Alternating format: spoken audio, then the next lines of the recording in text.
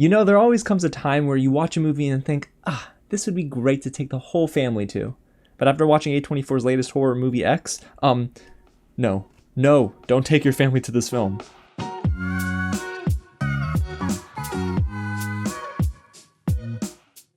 What's going on, everyone? James here with another real review, and today we're getting into X. It's A24's latest horror movie. It's a slasher type of film, and it's directed by Ty West, who I'm not really familiar with, but I guess people love him. The movie hits theaters March 18th, and it's starring Mia Goth, Jenna Ortega, Brittany Snow, Kid Cudi himself, and Martin Henderson. Now, you had me at Jenna Ortega because she is one of my favorite actors working today, especially in horror, and we will talk about her performance as well as others, but if you don't know much about the film, let's get into it. It's 1979, we're in Texas, and a group of young filmmakers are setting out to make an adult film.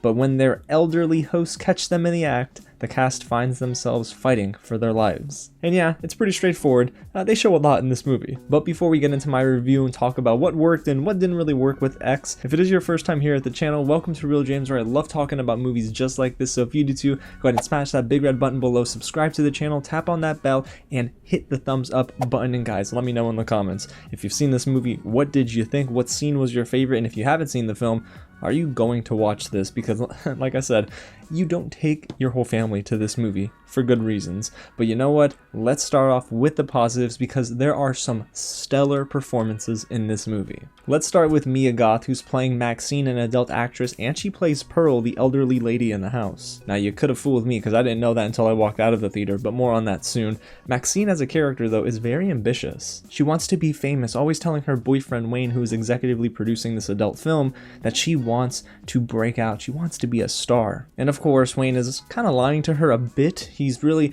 trying to give her some false hope, and yes, she is a drug addict as well. It's a lot. This character is very complex, but Mia Goth sort of takes all of these elements and is able to balance it all very well. I legit felt the horror in her eyes sometimes, especially when she has scenes with Pearl, which is kind of like having scenes with herself. But man, it is just so creepy sometimes, but Mia Goth really is just able to lead this pack very well.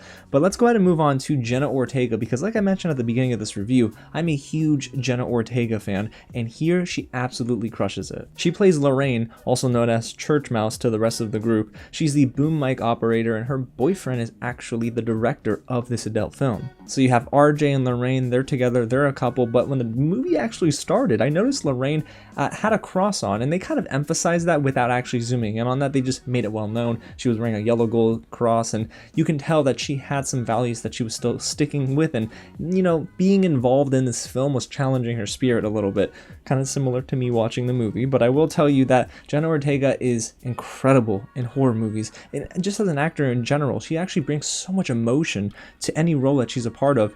And let me tell you, there's this moment in the basement where she screams, and y'all, if you thought she did a good job in Scream, the fifth Scream, she does a much better job here. There's something that she's just growing with every performance, and I can't wait to see her lead her own horror film one day. And it also helps that she was a part of the best scene in the movie, I'd say. There was a dinner scene, and they were having a conversation, and Maxine was trying to convince Lorraine to break out of her shell, and Lorraine was saying, well, don't you believe in love? And man, it was just so well scripted, so well acted, and I think it was pretty well shot too. But we'll go ahead and dive now into Brittany Snow, who plays Bobby Lynn, another adult actress and the boyfriend of Kid Cudi's character in the film. And man, Brittany Snow blew me away. She was the most energetic of the bunch, incredibly bubbly, funny, and she had great chemistry with everyone actually. She really does jump off the screen initially. She is that sort of comic relief in moments, but she also does a very good job at just understanding the assignment of her character. So yes, there are going to be scenes that maybe we kind of like go away from Brittany Snow, but whenever she's front and center, she really makes the most of her screen time. So I loved Brittany Snow here. Jenna Ortega and Mia Goth, they were all these standouts for me. And then on a more technical level, X is actually pretty darn solid in the cinematography department. Its direction is awesome, and the score is really unsettling. But let's begin with cinematographer Elliot Rocket and what he actually did on this film. Now, A24 is known for having movies, essentially, that look really darn beautiful. This is a visually appealing slasher movie, and I know that's kind of funny to say out loud, but there were so many moments in the way they were framed that added to the suspense of the film. We had some creepy scenes with Pearl walking in this barn and there was a shadow that we saw first of her, and then we see her with the pitchfork, and then you have this overhead shot of a gator following Maxine in the water. I mean, everything just was working for this film on a visual level. It really does have this vintage feel to it as well, so I'm just really glad that they went in this direction and they didn't just go with boring shots. We got some creative moments and it really showed. And then you have Ty West's direction. Again, I'm not familiar with his previous work, but man, there were some moments in this movie where you can tell the direction was just top notch. I loved his decision to paint parallels between Maxine and Pearl, and then also when they're having conversations together, there's this lemonade scene. You also get a juxtaposition of what's going on during the filming with, well, you know, the adult film actors. So it is just very interesting. I love the way it's edited, but the direction is so solid. So Ty West has a good grasp on this, and it seems that A24 agrees, because not only is there a prequel film coming, but apparently there's a sequel. But I don't think this movie would have been half as chilling if it wasn't for the score here by Tyler Bates and Chelsea Wolfe. It's funny because the score sort of evolves over time, and then we get these weird voices within the score, these chants, and it almost feels like noises that they're making with their mouths, and I'm like, listen y'all, this is really freaky. And it sort of always lingers in the background as well, and it almost tells the viewer that something spooky is about to happen, but I think this score was incredible. However, the soundtrack was also pretty fitting. I really liked the song choices that they made here, and the songs that were used really kind of fit this vibe, late 70s, early 80s in Texas. But the best moment, the best song I would say in this film really was the cover of Fleetwood Mac's Landslide, and actually Brittany Snow and Kid Cudi. So Brittany Snow sang, Kid Cudi played guitar, and it was a beautiful duet. And I wonder, man, are they going to release that on Apple Music? Because I kind of want to listen to it now. But with any great slasher movie, you gotta ask yourself, is the gore effective? And honestly, it really is. But not only is the gore effective, but the prosthetics and the makeup work are as well.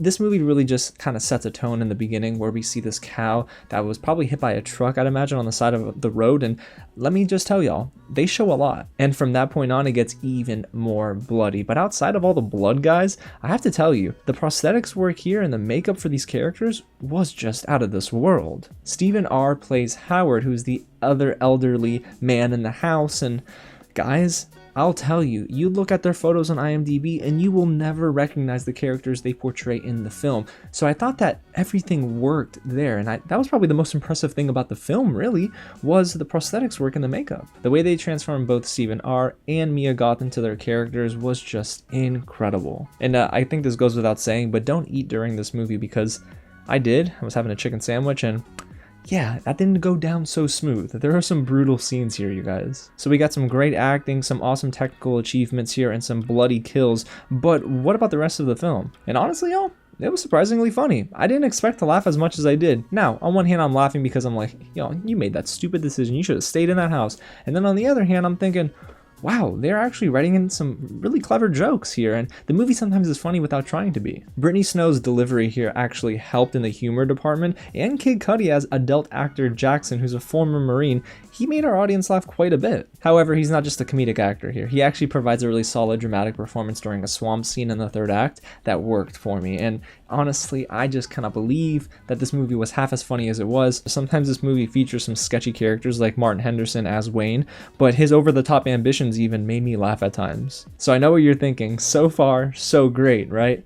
Well, there are some negatives here with X, some things I didn't like too much about the movie that kind of held it back from being a great slasher movie. And we'll start with my number one drawback, and that is there's quite a lot of build-up here, which I expected, but the movie gets a little bit lost during the second act and right before the big finale. A lot of the shock and awe value to this movie was okay up to this point, but honestly, that feeling went away. I wasn't really shocked by anything. It's almost like I was desensitized to the film and what it could do, and then I was just waiting for that big finale, so my mind sort of drifted. And I won't even tell you this was the fault of the script, because I do think the movie was written decently, but I think that it just kind of coasted a little bit in the middle. And one thing that I think would have helped me love this movie was if we got more of Jenna Ortega. She's again in a supporting role here in X, but I do think she's earned the chance to be the lead in a horror movie. My goodness, can somebody put her as lead, because she is just incredible. She steals every scene that she's in, and there's so many moments here that kind of just makes me appreciate what she can do with a character. Even Lorraine's arc was explored almost fully here, and I love the fact that we were getting Jenna Ortega in those moments where she would just scream on camera. Man, she is a scream queen, guys, and she is so young in the game, and I do think that she's the next big thing in Hollywood. And lastly, guys, I just don't think the movie is really all that scary. Were there some moments where I jumped? Yes, there were a couple of effective jump scares, but outside of that, the film itself didn't really make me lose sleep at night compared to a film like Hereditary. But I will tell you that X, there were some chilling moments, you know, where you see the elderly lady off in the side and Pearl's like waving at people. It's so creepy. And yes, there is a scene at the end with Mia Goth that made my skin crawl, but it wasn't necessarily scary to me. So if you're coming here to get scared, that might not happen. But honestly, it is a fun time outside of all that. So overall, you guys, X really is a film that I think is okay. I don't love it, but there are some great performances and moments here. There's a ton of shock value, especially considering how much they showed, and trust me, they show a lot. Sometimes I was questioning, are we really seeing all of this unfold before our eyes? But they go there. The adult film scenes and honestly a lot of the sex scenes in this movie aren't my cup of tea, but that's just a personal preference. I understand director Ty West and why he showcased a lot of this in the first half because he's setting the tone for the film, but honestly, there were slasher scenes outside of that which were so intense and honestly pretty incredibly shot, but I will tell you guys, man, the blood here is gratuitous. That's not a negative though, I'm just telling you guys, make sure you don't eat too much before the film. So I do recommend this for fans of A24, horror movies, and even just Jenna Ortega, who again I think is one of those next up and coming stars. So there you have it, guys, that's my real review of X. If you were looking for a star rating, I might rate this one like a 3.5 axes out of 5 because man, it is just, whew, it can be fun, but sometimes you're just like, Lord almighty, this is a lot to take in. But hey, when you see the movie this weekend, let me know what you think of it down below in the comments. Did you love it? Do you disagree with me? Are you kind of in the middle? And hey, if you haven't already, go ahead and hit the big red button below, subscribe to the channel, tap on that bell, and hit the thumbs up button for more reviews just like this. We got Deep Water to cover. If we haven't already covered it, I don't know, maybe future James can remind me or tell me later. But man, there's so much to get into this week and next week and the rest of the year to come. So again, thank you guys so much for all your support. Thank you for watching, and I'll catch you at the next screening. And hey, Zillow, remind me never to look for homes in Texas after this movie. I don't know, at least not like rural Texas. No, I'm not about that.